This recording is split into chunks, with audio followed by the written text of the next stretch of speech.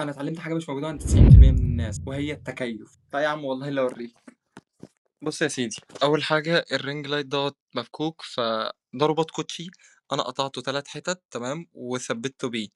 تاني حاجه انا اصلا مش معايا ستاند. انا دي علبه كرياتين فاضيه، حطيت عليها الجزء دوت عشان الموبايل ما يتزحلقش، وساندها على برفيوم حرفيا فاضي. ازيدك من الشعر بيت، شايف الجزء ده اللي هو متوصل بالرينج لايت؟ حلو. الجزء ده انا حاطه هنا.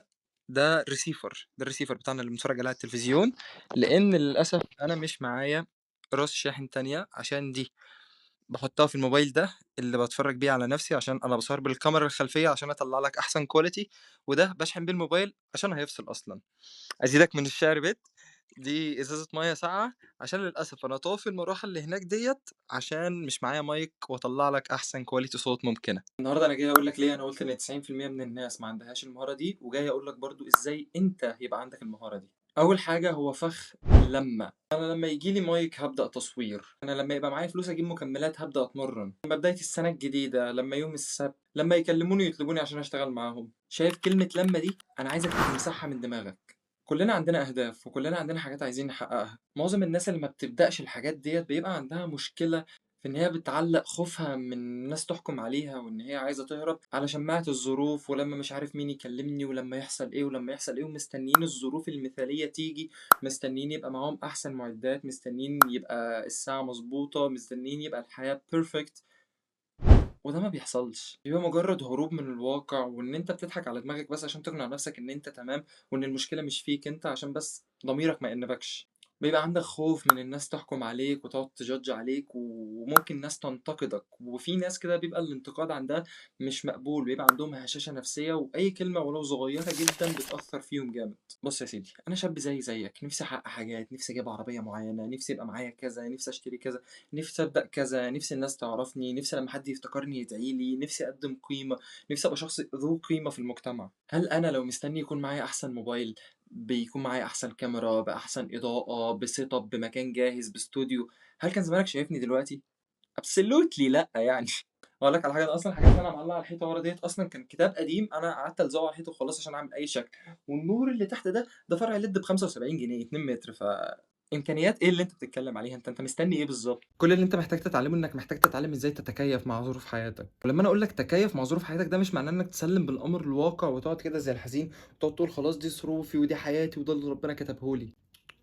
مش ده اللي انا عايزه، مش دي العقليه اللي انا عايزك تتبناها. لما بطلب منك انك تتكيف مع ظروف حياتك، انا بطلب منك انك تتقبلها وتمشي نفسك باللي موجود، تمشي نفسك بالرينج لايت اللي مربوط برباط كوتشي دوت لحد ما ربنا يكرمك ويبقى عندك بدل الاضاءه 2 و3 و4. مشي نفسك بسلك الليد ب 75 جنيه. الموضوع بسيط، انت اللي بتحط لنفسك العوائق اللي تخليك ما تبداش. انزل اتمرن ومع الوقت ربنا هيكرمك وهتعرف تجيب مكملات. ابدأ صور ومع الوقت ربنا هيكرمك وهتعرف تجيب معدات.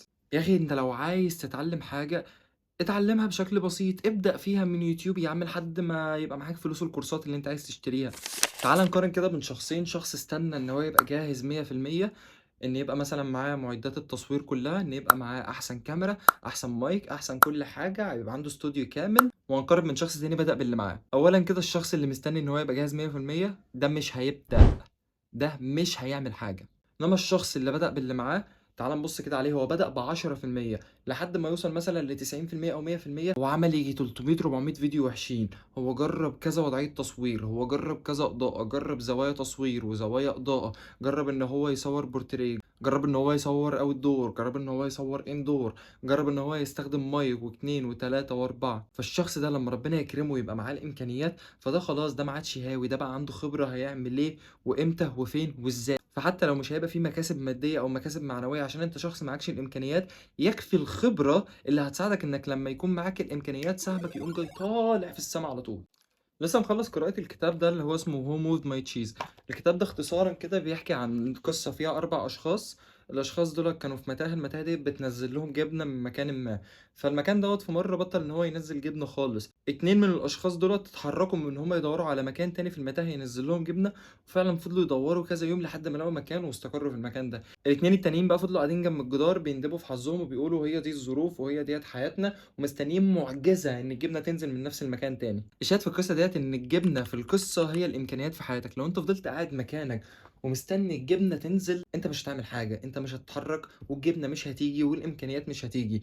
إنما لو أنت اتحركت، فضلت تخلق فرص، حاولت تدور على الإمكانيات، فأنت absolutely هتلاقي مكان وهتلاقي إمكانيات وهتلاقي الجبنة بتاعتك. بل وأيضا إحنا نقدر نشبه الجبنة في القصة ديت بالفرص.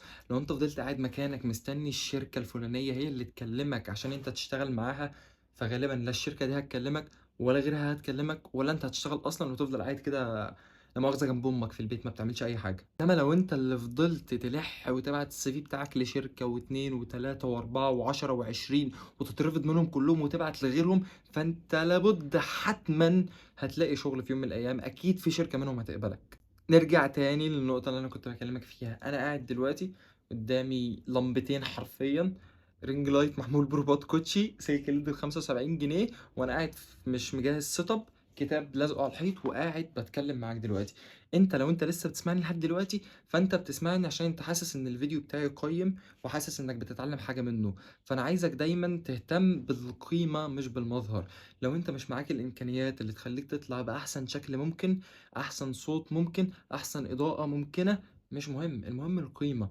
ما هو انت معلش الناس مش داخله الفيديو بتاعك عشان تصورك، الناس داخله الفيديو بتاعك عشان تتعلم منك ومن خبراتك. اوفر تايم انت هتتطور، ما لو انت فعلا بتقدم قيمه فالناس هتسمعك، ولما الناس تسمعك ده هيديلك فرص، وان شاء الله لما ربنا يكرمك ويبقى معاك فلوس هتقدر تتطور.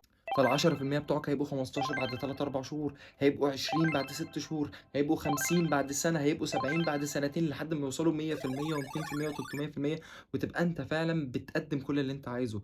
لما تبدأ ب10% أحسن من إنك ما تبدأش. هديك مثال بسيط، بيتهيألي مفيش حد فينا ما كانش بيلعب ببجي، قاعد على الموبايل كده 24 ساعة عمال بلعب ببجي، أو بنروح السايبر مع أصحابك بتلعب ببجي. لو أنت من الناس المحظوظة اللي لحقت ببجي في أولها في آخر 2018 وأول 2019 وجيت قارنتها ببجي الحالية، هتلاقي إن ببجي الحالية مليانة تفاصيل ومليانة حاجات كتيرة ما كانتش موجودة في الأول. طب ليه يا عبد الله أو إزاي؟ لأن اللي عملوا اللعبة في الأول عملوها ونزلوها تمام، وهي كان فيها مشاكل وفيها عيوب، فيها عيوب في الجودة، فيها عيوب في الجيروسكوب يا عم، فيها عيوب وفيها سكنات مش احسن حاجة. بس هم بدأوا بالموجود، بدأوا بالمتاح، بدأوا بأقصى إمكانياتهم ساعتها. ولما عدى وقت اوفر تايم، لما اللعبة ديت اتشهرت وبقت الناس بتلعبها واللعبة ديت بدأت تجيب لهم فلوس، بدأوا من ان هم يصرفوا الفلوس ديت على اللعبة، يعملوا لها سكنات اكتر، يعملوا لها مابس اكتر، يطوروا في الجرافيك بتاعها، لحد ما بقت اشهر لعبة في العالم، واللعبة اللي تقريبا ما فيش حد فينا ما لعبهاش. بص انا كنت زيك، انا بعاني فعلا من البرفكشنزم، انا عايز اطلع باحسن شكل يا عم، وعايز صوتي في الفيديو اللي انت هتسمعه يبقى كواليتي بتاعته عاليه قوي، عايز المكان اللي انا قاعد فيه يبقى شكله بروفيشنال قوي، عايز المعلومه اللي بتطلع من بقي تبقى 100% صح، عايز طريقتي في السرد تكون احسن طريقه، عايز اعمل احسن هوك واحط احسن ثامب، واحط احسن كابشن، وانزل احسن ستوري، وصاحب احسن ناس، والبس احسن لبس. انا نفسي في ده. مين هيكره ان هو يعمل كل حاجة بشكل حلو بشكل بيرفكت؟ بس خلينا واقعيين، مفيش حاجة في الدنيا اسمها كده. بس حتى لو هتقرب منه، فانت مستحيل هتقرب منه من غير اصلا ما تاخد خطوات، هو مش هيجيلك لحد عندك. انا لو كنت فضلت بعقلية البرفكشنزم دي، وان انا عندي الهوس بتاع ان انا اعمل كل حاجة باحسن شكل، انا ما كنتش هبدأ. انا ساند الموبايل على ازازة بيرفيوم فاضية ورباط كوتشي وسلك ليد ب 75 جنيه وكتاب ب 100 جنيه اتعلمت منه معلومات بس. قيم قيم قيم بصراحة، مش بقصد يعني الكتب هي مش غالية، بس اللي فيها فعلا غالي قوي قوي قوي قوي لو انت قدرت انك تطبقه في حياتك.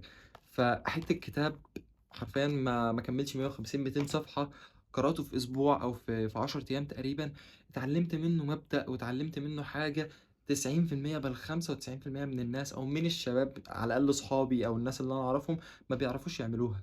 انا تلات ارباع صحابي عايزين يبداوا كونتنت، انا تلات ارباع صحابي عايزين يبقوا مشهورين، انا تلات ارباع صحابي عايزين يروحوا الجيم، انا تلات ارباع صحابي عايزين يعملوا ويعملوا ويعملوا. ما حدش فيهم بدأ نهائي. ليه؟ لان هم عندهم مشكله البرفكشنزم، عندهم ان هم مستنيين الظروف، مستنيين كل حاجه تبقى على الشعر على سنكة 10. وده عمره ما بيحصل. يعني انت بص على اصلا الناس البروفيشنال اللي انت مفكر ان هم على سنكة 10، والله لو ركزت في فيديوهاتهم هتلاقي فيها غلطات. فعادي، مفيش حد بيعمل حاجه 100% صح. مشي دنيتك بازازه البرفان الفاضيه ورباط الكوتشي المقطوع لحد ما ربنا يكرمك باللي انت نفسك فيه، وهيكرمك طول ما انت بتسعى. ما تستناش الفرص تجيلك وروح لها انت. الكتاب فيه كام جمله ورا كده مهمين قوي، بيقول لك adapt to change quickly، تكيف إنك تتغيّر بسرعة، إن لمّا الظروف اللي حوالين منك تتغيّر، اتغيّر معاها بسرعة، ما تفضلش بقى stuck وعالق وليه ويا رب طب أنا ما عملتش حاجة وتستنى الجبنة تُقع والجبنة مش هتيجي. تاني حاجة ودي حاجة مهمة أوي enjoy changing، enjoy changing، اتبسط وenjoy واستمتع واضحك وهزّر. يعني أنا دلوقتي هل أنا مبسوط بالكركبة والقصة اللي أنا قاعد فيها ديّة والreceiver دوّة؟ أكيد لأ، بس أنا باتبسط، أنا باقضّي وقتي وإن شاء الله، إن شاء الله، إن شاء الله لمّا ربنا يكرمني ويبقى معايا الإمكانيات، أنا هافتكر القعدة اللي أنا قاعدها دي، وهافتكر الفيديو ده وهارجع أتفرّج عليه، وهاموت على نفسي من الضحك وهاتبسط وأقول الحمد لله إن أنا خدت القرار بدري، وإن أنا ما استنيتش لمّا كل حاجة تكون مضبوطة. تالت حاجة وأهم حاجة be ready to change quickly again and again. يعني أنت لمّا الحياة تتغيّر مرّة، لمّا الظروف تتغيّر مرّة، هي خلاص ده مش نهاية المطاف، لأ هي هتتغيّر تاني وتالت ورابع وخامس وسادس وهتفضل تتغيّر.